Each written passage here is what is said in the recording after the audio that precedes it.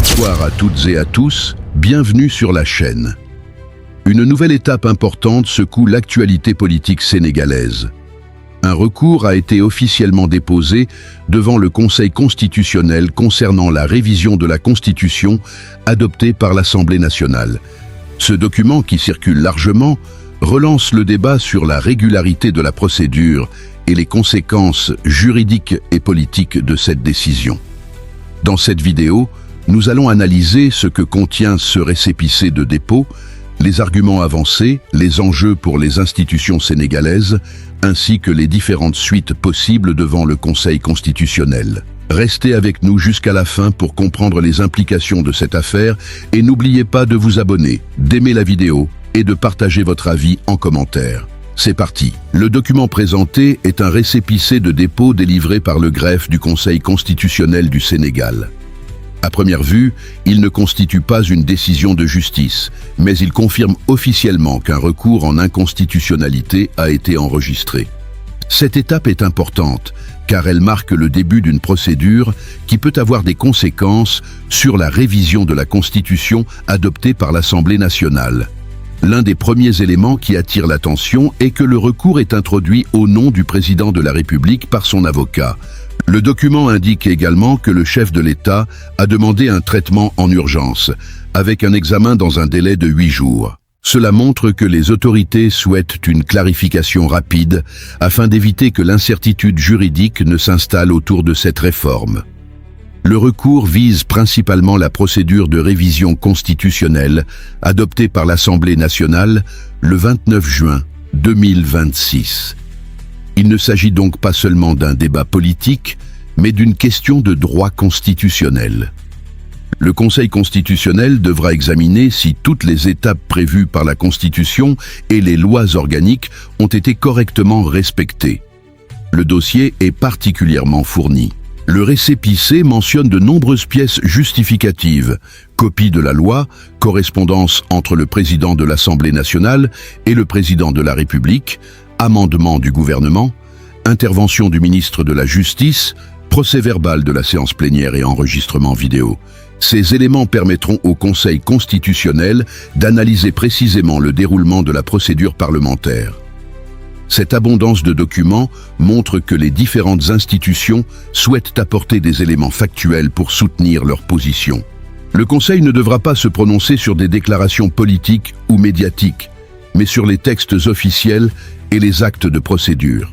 L'affaire intervient dans un contexte où la réforme constitutionnelle suscite déjà de nombreux débats. Certains responsables politiques estiment que la procédure a été respectée, tandis que d'autres soulèvent des interrogations sur certaines étapes de son adoption. Le rôle du Conseil constitutionnel sera justement de trancher ces questions de manière juridique. Pour beaucoup d'observateurs, cette décision sera importante, car elle pourra préciser l'interprétation des règles applicables aux futures révisions de la Constitution. Quelle que soit son issue, elle contribuera à définir la pratique institutionnelle du Sénégal.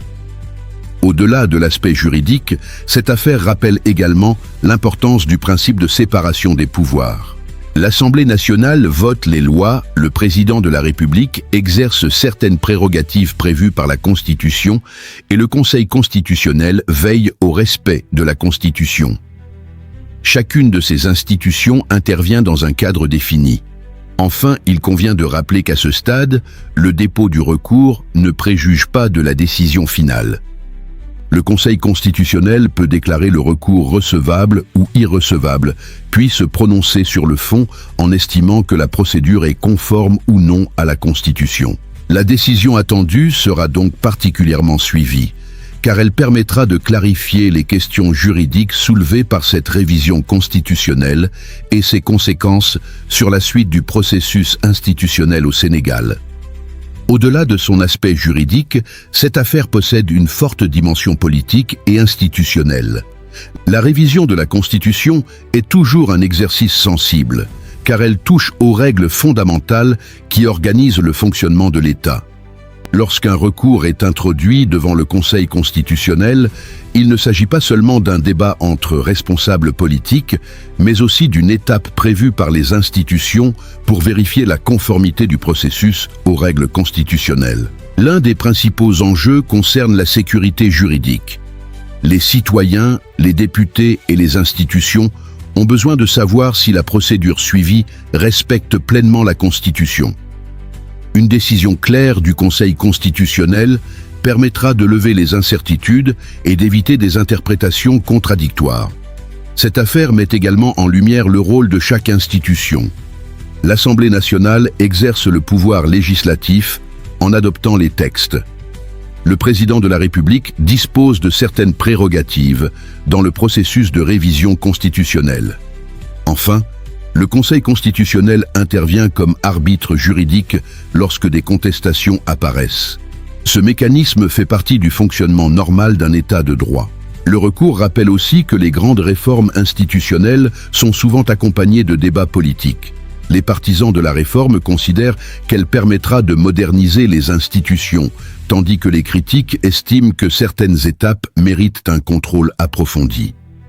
Le Conseil constitutionnel devra se prononcer uniquement sur les questions de droit, sans entrer dans les considérations politiques. L'issue de cette procédure pourrait également créer une jurisprudence importante. Si le Conseil précise l'interprétation de certaines dispositions constitutionnelles, cette décision pourra servir de référence pour les futures révisions de la Constitution et pour les prochains débats institutionnels. Sur le plan politique, tous les acteurs suivront avec attention cette décision. Selon les conclusions du Conseil constitutionnel, le processus pourra être confirmé, modifié ou nécessiter de nouvelles démarches. Dans tous les cas, la décision devra être respectée conformément aux règles institutionnelles. En définitive, cette affaire dépasse le simple cadre d'un recours administratif. Elle constitue un moment important pour les institutions sénégalaises, car elle permettra de clarifier les règles applicables à la révision de la Constitution et de renforcer la sécurité juridique du pays. Dans le prochain chapitre, nous analyserons les différents scénarios possibles après la décision du Conseil constitutionnel, ainsi que leurs conséquences pour la vie politique et institutionnelle du Sénégal. La décision du Conseil constitutionnel sera déterminante pour la suite du processus de révision de la Constitution. En effet, cette institution est chargée de vérifier la conformité des lois et des procédures avec la Constitution. Son rôle est de garantir le respect de l'état de droit et de préserver l'équilibre entre les institutions. Plusieurs scénarios sont envisageables.